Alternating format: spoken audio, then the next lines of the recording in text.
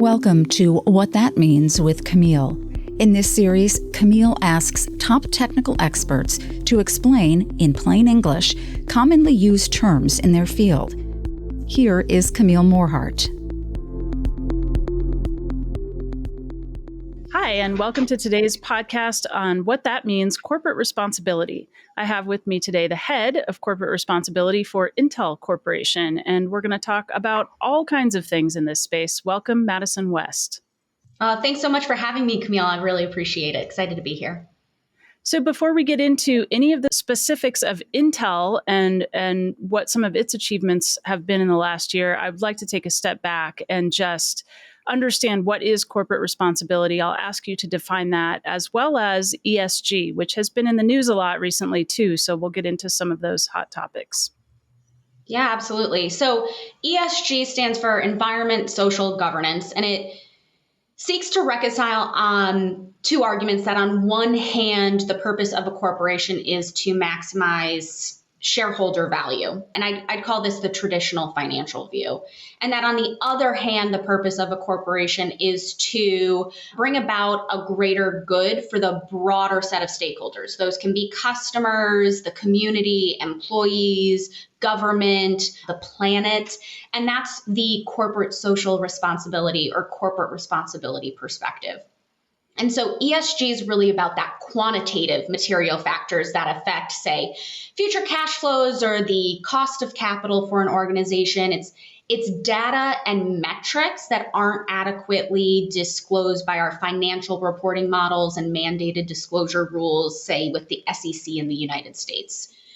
Corporate social responsibility is more the qualitative. So that narrative of social impact efforts that help support, say, brand reputation, for instance. And so investors, C-suite executives, board of directors are all increasingly being asked about and held responsible to these non-traditional business factors and their impact on corporate performance and shareholder return. Who is kind of setting these targets? Is every company setting their own targets? Is it an industry level? Obviously, you're going to have different kinds of concerns in different industries. Is that all agreed upon, or is that not? It's a great question. And you'll hear industry professionals talk about the Wild West or acronym soup. It certainly hasn't been standardized. It has come a long way. And ultimately, it really comes down to materiality. So in essence, this means focusing on what matters for a company, i.e. what adds value to the company, what poses a risk or an opportunity for its continued success. And as you can imagine, the ESG universe is immense. And so not all ESG factors are equally important for a particular industry or a company. And so these salient or most important ESG issues are ones in which management can control or can manage overall. And then there's also these upstream and downstream impacts that are outside of management's control. So supply chain components, product use by customers, and those also are key ESG risks and opportunities for companies overall. So when you say risk and opportunity or success, you're measuring that on financial risk or success, correct? When you say they may be like environmental or social, but they're being measured against like a financial impact. Yeah, and the long-term resiliency of the financial performance of a company. Can you talk about how in the land of CR and ESG, how tech companies might be dealing with this differently than other kinds of companies? Technology really can be this transformative force to help address complex sustainability and social issues. So technology and AI can enable access to education and unique tutoring needs, healthcare, identifying and this proactive healthcare component, economic opportunities, just opening up all of these new areas for people to earn a living wage. And then also, AI can help with the measuring and mitigation of environmental impact with greater precision, being able to have collaborative platforms with open source initiatives, crowdsourcing solutions. And so this technology-enabled ESG really offers the potential to unlock innovation across the world to address these pressing challenges of our time. There's also a scary element in AI, is there not? You're listing the positives, but there's some nervousness as well. So how is that aspect being handled? Yeah, and that's where the universe of ESG really comes into play, because that governance piece is so important, and being able to develop and frame AI around responsible and ethical AI with human-centered governance and oversight is going to be instrumental in being able to capitalize on the positive value while ensuring safeguards for the people actually utilizing this tech. I do want to acknowledge that there's been quite a bit in the news, over the last year or so about ESG, and there's been some controversy around it. And I wonder if you could just explain what the controversy is and why it exists. Yes, it's the anti-ESG movement, or the anti-woke capitalism movement. And it's really gained a vocal following in the United States. And what they're looking at is they believe that ESG is being viewed as a matter of ideology rather than economics. So we've seen several states propose or adopt legislation around this. Proponents want to stop companies from following environmentally or socially conscious investing principles, and really politicizing and polarizing these efforts. To note that ESG isn't actually a new business concept. And so it's not part of this new movement. It's been around for 30 years. And the idea that successful companies can tie financial measures with operational measures. And so looking to drive that transparency. This anti-ESG movement is really specific in the US. In a lot of other geographies like the European Union, the EU, it's ESG is taking a firmer hold in terms of legislation and regulation. From my perspective, the emergence of anti-ESG movement may seem counterintuitive to the progress made, but I actually believe that this movement and these voices can contribute to the growth and maturity of ESG, because actually both sides are sharing this mission of delivering results on behalf of our stakeholders, including our shareholders. And so I think it can only make us better. Okay, this is interesting. So if a company is interested in setting up corporate social responsibility, corporate responsibility, or ESG, how would you go about setting up or structuring that? Yeah, I think the first step is really honing in the universe and broad scope of ESG, what are those specific topics that are most material to one's company? And the way you can do this is a comprehensive ESG materiality assessment, and it helps identify and prioritize those specific ESG issues. It also, a materiality assessment shouldn't be done in a vacuum. So you should be including not only internal subject matter experts and stakeholders, but also external ones with your customers, NGOs, investors, and really ensuring to include all of those perspectives to help with that prioritization. And that's sort of, the key component in looking at this double materiality approach. And so that's the inside out. So what impacts a company has on other stakeholders, and then that outside in approach, which is more of what do the larger environment, climate change, et cetera, have on the impact of the longevity of the company. But some of these goals in the corporate responsibility space, particularly around climate, are decades out.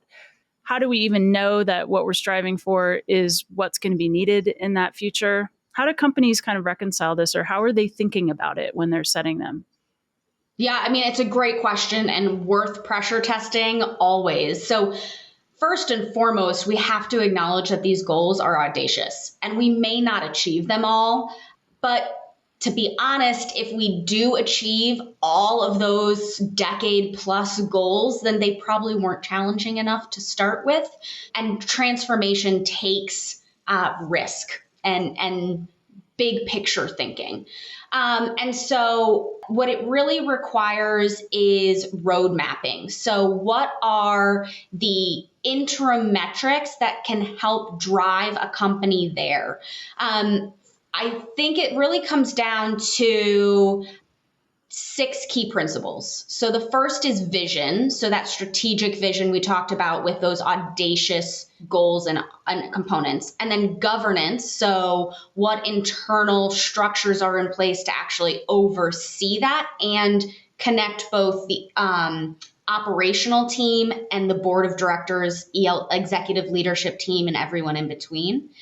And then the monitoring. So that's what I was talking about, is breaking down those long-term goals into shorter-term milestones. This allows us to show the progress year over year and then be able to assess any challenges throughout. The next one is collaboration. So getting the internal buy-in for that shared responsibility, but then also working with industry collaborations to drive sort of industry-wide best practices, knowledge sharing, the things that are actually going to get us to some of these more challenging goals that we may not have all the solutions to get to today. And then this agility, so that monitoring piece ensures that we are able to be agile if we need to change a roadmap due to new learnings or new challenges or shifts in the macro environment. And then ultimately, the way that we gain trust in such long-term goals is through transparency. So we reporting on your progress, having that year-over-year analysis along with a baseline so you can actually understand what the data is showing. And then also owning when we're facing challenges, aren't meeting our expectations, have fallen off the roadmap. That's an important part for that accountability. So what is the drive? Is it that the regulations aren't strict enough in the view of companies, or that companies are saying their customers are demanding more above and beyond that? Or are they just looking at it in parallel and setting their own standards while adhering to kind of regulatory standards? Yeah, it comes down to competitive advantage and resiliency. So it's not just about meeting compliance requirements. We need to have that competitive edge in our industry as well. So forward-looking businesses are proactively addressing ESG risks and capitalizing on those emerging opportunities so that they can continue to thrive in a changing business landscape that we are all facing today. So Intel has set some specific targets, and the acronym used is RISE. Could you please tell us what that is? And is this unique to Intel, this acronym RISE, or is this an industry term? Yeah, great question. RISE is an Intel framework. That's our ESG strategy. So it stands for that we want to create a more responsible, inclusive, and sustainable world over the next decade, all enabled by our technology and the expertise and passion of our employees. So it's how we look at an integrated approach to corporate responsibility and ESG, and really driving towards creating that value for the company and our stakeholders through a variety of ways. We launched RISE in 2020, but it's not, ESG and corporate responsibility isn't new to Intel. We've been reporting for nearly 3 decades now. So it's just the new iteration of where we're looking to the future. Okay, so thank you for defining the acronym for us. Could you maybe just give us like 1 or 2 of the long-term goals that Intel specifically has for each of those, so we can just walk through it one at a time? So responsible, what is like one or two long-term goals that Intel has set there? Sure. As a manufacturing organization, employee health, safety, and wellness is really important. So we have a 2030 goal to ensure that more than 90% of our employees believe that we have a strong safety culture and participate, and that 50% participate in our wellness programs. So in 2022, we achieved 87% of surveyed employees agree with that safety is a value metric, and 90% of our employees had access to our vitality program, with 38% of them participating. And that vitality program are these wellness programs that we offer at Intel. Okay, so let's move on to the inclusive, the I in RISE. What are a couple of the goals, long-term goals in that? Sure. So one of our inclusive goals is around supplier diversity. And we had a goal for 2030 to increase global annual spending with diverse suppliers by 100% to $2 billion in annual spending. We were thrilled in 2022 to achieve this goal 8 years in advance by spending $2.2 billion with diverse suppliers. Okay. Then on workforce inclusion, we're looking to double the number of women and underrepresented minorities in our senior leadership roles. And so in 2022, our women senior leadership, which is our principal, engineer, director, and above type positions, increased 0.3% to 18.9%, and we're looking to achieve 25% ultimately. On the sustainable lens, what are a couple of the longer term goals there? Sure. So in 2022, we set our net zero global operations commitment. So to achieve net zero scope 1 and scope 2 greenhouse gas emissions by 2040. And so that extends several of our 2030 goals. And those 2030 goals now help us on that roadmap to 2040. We have one goal of achieving 100% of renewable electricity. And in 2022, we achieved 93% renewable electricity globally. And then we also had, as part of our scope 1 and 2 greenhouse gas emissions towards that net zero, we decreased 4% from our 2019 baseline. And many places you don't want to decrease, but in greenhouse gas emissions, that's the right direction. So it was good news. And the last one is enabling. So how is Intel defining that target? Yes. So enabling is really around the employees and how they empower and propel us forward. So we have a goal to deliver 10 million volunteer hours. And in 2022, our employees and retirees donated close to just over 1 million hours of service in our local communities. This was a really great achievement after years of the pandemic, where volunteerism was at an all-time low, just based on safety and health. And so it was really exciting to achieve that million hour milestone. All right. So you mentioned scope 1 and 2, and I should have asked you about this earlier, because scope 1, 2, and 3. Can you explain what those are?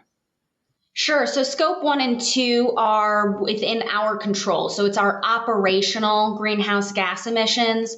Scope 3 is the upstream and downstream side of greenhouse gas emissions. And so it's a much harder and more challenging space to really grasp comprehensively. We do have a goal to reduce our scope 3 greenhouse gas supply chain emissions by 30%. And it's an ongoing learning activity to get there, and requires industry and supply chain collaboration and investments ultimately. When Intel sets these goals, does Intel have in mind each step of the way in order to achieve those goals? Or are some of them goals more along the lines of Moore's Law, where it's like, this is the plan, and this is the hope and the goal and the target, or even the path that we've seen so far, but we have no idea really, 20 years later, how we could possibly achieve that. It might not even be attainable. So I would say yes and no. There are absolutely roadmaps that we continue to enact and follow to track our progress. But yes, there are a lot of learnings that need to happen in that time. What 2050 and 2040 look like for us are a lot of unknowns. And so remaining agile and being willing to alter our roadmap based on what is working and what is not working in a particular time frame is what will help us enable forward movement and progress. But yes, there are absolutely some goals that we may not meet. They are audacious in nature, and that's a risk worth taking because of the impact that progress towards those can make, even if we don't fully achieve them. So how often does Intel report on these goals? Sure. So publicly, we report annually, typically in May of each year, but sound governance is a key way in how we actually make progress towards these goals. And so we report quarterly to our RISE Management Review Committee. So it is a group of leaders across Intel who are responsible for our RISE strategy. And then we also report at least annually to our executive leadership and our board of directors. We also have an ESG executive leadership steering committee, and we report to them quarterly, including on our RISE progress and bringing forward those areas where we're facing challenges to really evaluate how we as Intel rally behind those. Is this pretty common for like a Fortune 100 company? Yes, it absolutely is. That governance is a key factor within ESG. Madison West, Head of Corporate Responsibility at Intel, thank you for your time. Thanks, Camille. Never miss an episode of What That Means with Camille by following us here on YouTube or search for InTechnology wherever you get your podcasts. The views and opinions expressed are those of the guests and author and do not necessarily reflect the official policy or position of Intel Corporation.